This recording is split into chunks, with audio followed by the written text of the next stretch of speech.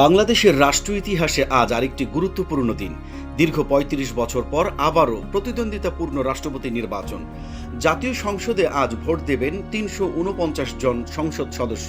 রাষ্ট্রপতি পদে লড়ছেন বিএনপির মির্জা ফখরুল ইসলাম আলমগীর এবং ১১ দলীয় জোটের প্রার্থী কর্নেল অবসরপ্রাপ্ত অলি আহমেদ। কিন্তু আজকের এই নির্বাচন বুঝতে হলে ফিরে তাকাতে হবে স্বাধীন বাংলাদেশের রাষ্ট্রপতি নির্বাচনের পুরো ইতিহাস।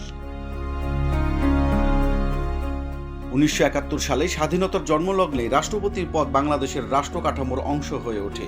স্বাধীনতার ঘোষণাপত্রে শেখ মুজিবুর রহমানকে রাষ্ট্রপতি এবং সৈয়দ নজরুল ইসলামকে অস্থায়ী রাষ্ট্রপতি করা হয়।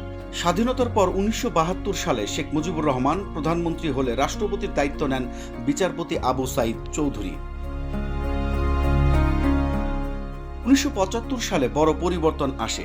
সংবিধানের চতুর্থ সংশোধনীর মাধ্যমে সংসদীয় ব্যবস্থা বদলে রাষ্ট্রপতি শাসিত ব্যবস্থা চালু হয়। তখন শেখ মুজিবুর রহমান রাষ্ট্রপতি হন। এরপর ১৯৭৭ সালে জিয়াউর রহমান রাষ্ট্রপতির দায়িত্ব নেন। ১৯৭৮ সালে দেশের ইতিহাসে প্রথম সরাসরি রাষ্ট্রপতি নির্বাচন অনুষ্ঠিত হয়। এরপর ১৯৮১ সালে বিচারপতি আব্দুস সাত্তার এবং ১৯৮৬ সালে হুসেইন মোহাম্মদ এরশাদ সরাসরি ভোটে রাষ্ট্রপতি নির্বাচিত হন।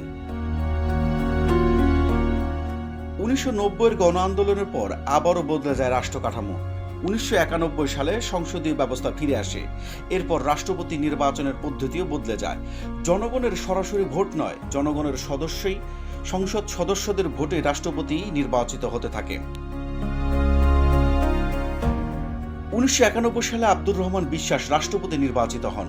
এরপর ১৯৯৬ সালে শাহাবুদ্দিন আহমেদ, ২০০১ সালে একিউএম বদরুদ্দোজা চৌধুরী, ২০০২ সালে ইয়াজউদ্দিন আহমেদ, ২০০৯ সালে জিলুর রহমান এবং ২০১৩ ও ২০১৮ সালে আব্দুল হামিদ এবং ২০২৩ সালে মোহাম্মদ শাহাবুদ্দিন আহমেদ চুপ্পু রাষ্ট্রপতি নির্বাচিত হন। সংবিধানের ৪৮ অনুচ্ছেদ অনুযায়ী বাংলাদেশের রাষ্ট্রপতি সংসদ সদস্যদের ভোটে নির্বাচিত হন। মেয়াদ ৫ বছর এবং একজন ব্যক্তি সর্বোচ্চ ২ মেয়াদ রাষ্ট্রপতি থাকতে পারেন। আর সেই ধারাবাহিকতায় আজকের নির্বাচন।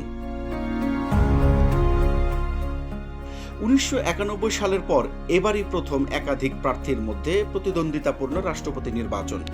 ৩৫ বছর পর আবারও সংসদে ভোটাভুটি হচ্ছে। ভোট গ্রহণ হবে দুপুর ২টা থেকে বিকেল ৫টা পর্যন্ত।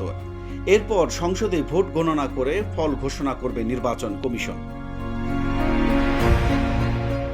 স্বাধীনতার পর রাষ্ট্রপতি পদ দেখেছে একাধিক রাজনৈতিক ব্যবস্থা, সামরিক শাসন, গণ আন্দোলন এবং সংসদীয় গণতন্ত্রের প্রত্যাবর্তন। সেই দীর্ঘ ইতিহাসে আজকের দিনটি আলাদা, কারণ ৩৫ বছর পর বাংলাদেশের রাষ্ট্রপতি নির্বাচন আবারও ফিরছে প্রকৃত প্রতিদ্বন্দ্বিতার ময়দানে। এখন দেখার বিষয়, সংসদ সদস্যদের ভোটে বাংলাদেশের ২৩তম রাষ্ট্রপতি হিসেবে কে দায়িত্ব নেন। Saidul Sayeed, breaking news.